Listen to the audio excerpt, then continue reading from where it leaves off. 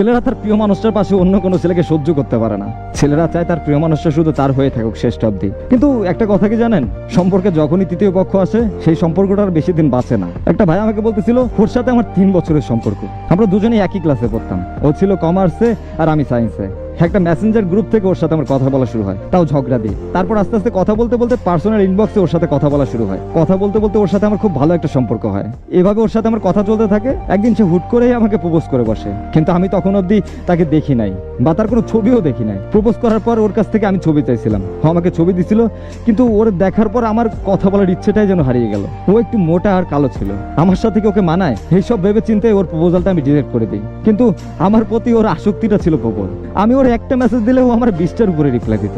এতটা পাগল ছিল আমার জন্য। তারপর ওর এত পাগলামি দেখে ওরা আমি ব্লক করে দিই সবকিছু থেকে। কিন্তু ও তখনও না হাল ছাড়ে নাই, কোনোভাবেই আমার থেকে দূরে সরে না। নানানভাবে ওরে আমি ইনসাল্ট করতাম, অবহেলা করতাম, তবুও সে আমার পিছু ছাড়তো না। ব্লক দেওয়ার পর ও আমার জন্য আরো অনেকগুলো আইডি খুলছে।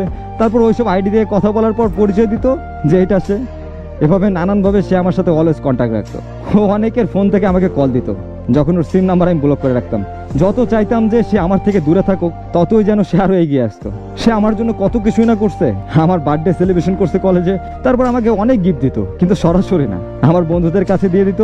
তারপর যখনই শুনতো আমার কাছে চলার মতো টাকা থাকতো না, তখনই আমার ব্যাগে সে টাকা ঢুকাই দিত। পরে বাড়িতে যখন আসতাম তখন এসে মেসেজ দিত যে তোর ব্যাগে টাকা রাখছি আমি, দেখ। আমি যখন বলতাম যে ফোনে এমবি নাই, সে সাথে সাথে তার বিকাশ থেকে আমাকে এমবি দিয়ে দিত। এতটা পাগল ছিল সে আমার জন্য।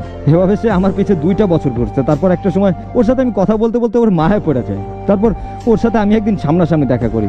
ওই দিনই ছিল আমার ফার্স্ট ওর সামনে দাঁড়িয়ে কথা বলা, ওরে স্পর্শ করা। তারপর ওর সাথে পাশাপাশি বসে ওর হাত ধরে বলছিলাম যে আমি তোরে ভালোবাসি, খুব ভালোবাসি, মন থেকেই ভালোবাসি। ও আমার মুখ থেকে এসব কথা শুনে খুশিতে আমার কাঁধে মাথা রেখে কান্না করে দিচ্ছে। তারপর থেকে আমাদের রিলেশন শুরু হয়। অনেক সুন্দরভাবে চলতেছিল আমাদের সম্পর্কটা। ওর প্রতি আমি অনেকটাই আসক্ত হয়ে গেছিলাম।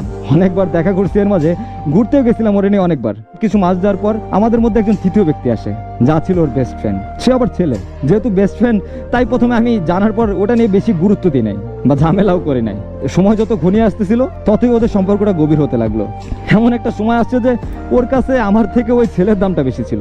এরপর আমি আস্তে আস্তে এই ব্যাপারটা নিয়ে ওর সাথে ঝগড়া করতাম, খারাপ ব্যবহার করতাম, অনেক বাজে বিহেভ করছি ওর সাথে এই ব্যাপারটা নিয়ে। ওরে প্রায় এটাই বুঝাইতাম যে আমি থাকতে তোর লাইফে আর একজন কিভাবে আসে। সেই রিপ্লাই দিছে যে বেস্ট ফ্রেন্ডই তো, প্রেমিক তো আর না। অথচ একটা সময় সে আমাকে বলছে তুই যদি তোর রিলেটিভ কোনো মেয়ের সাথেও কথা বলিস আমার খুব কষ্ট লাগে। ওর জন্য আমি অনেক পরিবর্তন হয়ে গেছি। অথচ সে আমাদের মাঝে একটা তৃতীয় ব্যক্তি নিয়ে আসলো। সম্পর্কটা তখনই নড়বড়ে হয়ে গেল, কিছুটা দূরত্ব সৃষ্টি হলো আমাদের। ওরা যত বলতাম যে ওই ছেলের সাথে কথা বলিস না, ও বলতো যে আচ্ছা ঠিক আছে বলবো না, কিন্তু ও আমাকে সবসময় মিথ্যা বলতো। ওই ছেলের সাথে সে ঠিকই কথা বলতো। যে ছেলের জন্য ওরা প্রতিনিয়ত বেশি কথা বলতাম, খারাপ ব্যবহার করতাম, তবুও সে ওই ছেলের সাথে কথা বলা বন্ধ করলো না। এত কিছু হওয়ার পরও যাকে বুঝাইতে পারি নাই, তার থেকে আমি নিজেই সরে আসছি, কথা বলা অফ করে দিছি। রাগে অভিমানে ওর কাছে ফিরে যায়নি, ও আর ফিরে আসে নাই। কিন্তু ও সব সময় সবার কাছে বলতো আমি নাকি ওর সাথে অনেক বাজে বিহেভ করতাম, কিন্তু কি কারণে ওর সাথে বাজে বিহেভ করতাম সেটা বোঝাইতে পারি নাই। যে আমাকে এতটা ভালোবাসছে, সে একটা সময় এসে আমাকে বলছে যে তোর জন্মের দোষ আছে। এই কথাটা বলার পর ওর সাথে আমি আর কোনো কন্ট্যাক্টই রাখি নাই। তারপর যা বুঝলাম আমার প্রতি ওর যে ভালোবাসাটা ছিল তা মরে গেছে, তার বিয়ে হয়ে গেছে, কিন্তু সে আমাকে জীবন্ত লাশ বানায় দিয়ে চলে গেল। এই গল্প থেকে কি শিখলেন আপনারা? সম্পর্কে যখনই তৃতীয় পক্ষ আসবে দেখবেন একটা সময় ওই সম্পর্কটা শেষ হয়ে যাবে, সে যতই সুন্দর সম্পর্ক হোক না কেন। আরেকটা কথা কি, কোনো ছেলেই তার ভালোবাসা মানুষটার ভাগ অন্য কাউকে দিতে চায় না, আর কোনো ছেলেই চায় না তার ভালোবাসার মানুষটার পাশে অন্য কোনো ছেলে থাকুক, হোক সে তার বেস্ট ফ্রেন্ড। ছেলেরা এসব সহ্য করতে পারে না, আর তাই আপনাকে বারবার বোঝানো